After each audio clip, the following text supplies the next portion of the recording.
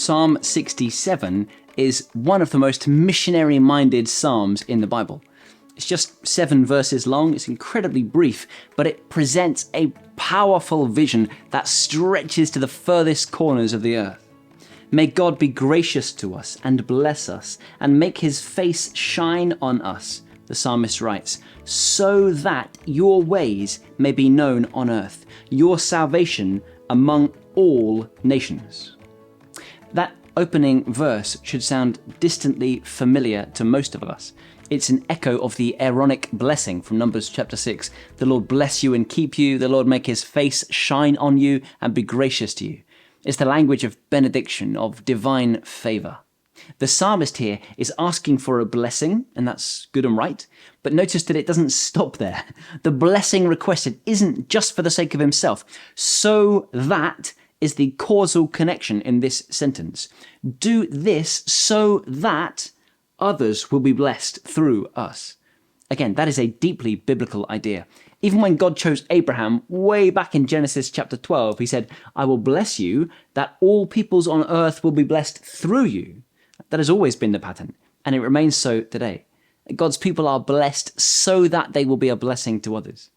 It is fine, in fact good, to ask that God will bless us and our families and our communities and our ministries, but we should do that on the understanding that God's blessings are never meant to just end with us, but they're to flow out from us to others.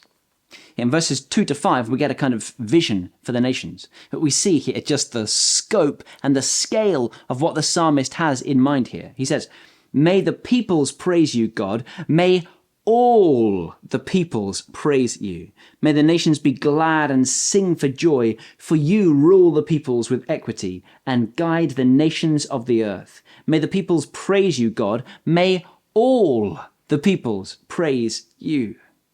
This is the central refrain. It's repeated twice here, which tells us that the psalmist really wants us to connect with this.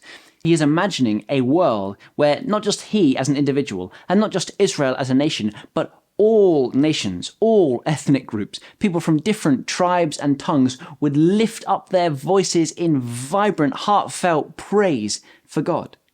Now, this is a revolutionary vision, especially for the time. While every Israelite ought to have known their mission was to be a light for the Gentiles, that they too would come and worship the living God, the Israelites had a pretty rough and tough existence, didn't they? They were surrounded by hostile peoples. They had a difficult, disrupted past. They had constant fear for the future. There were nations that would gladly see them wiped off the map.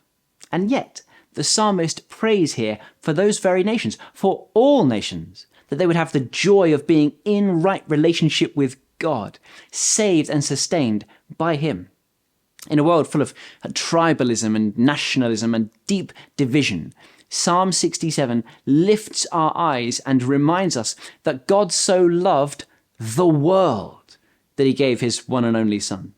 From the beginning of scriptures to the end, the story is the same. God is calling a people to himself, and this people, as we know from the book of Revelation, this people is wonderfully and gloriously diverse.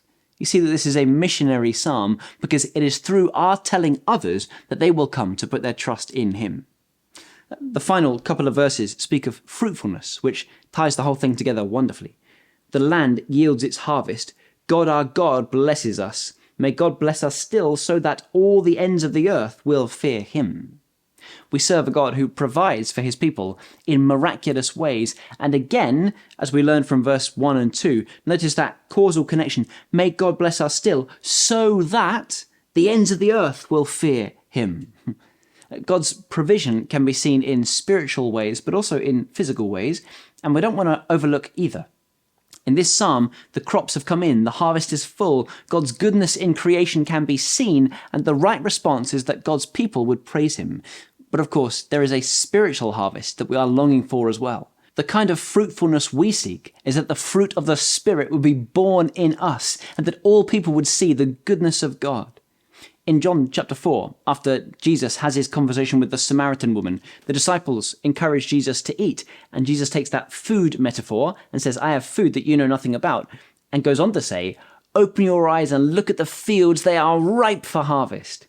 He wasn't talking about plants, he was talking about people. And where was he when he said these things? He was in Samaria, among a despised people, and yet he says the time has come for all people to hear and respond to the good news. Psalm 67 was looking to and longing for a day like this. We live in the age of the harvest right now, when God's grace has been poured out richly upon us.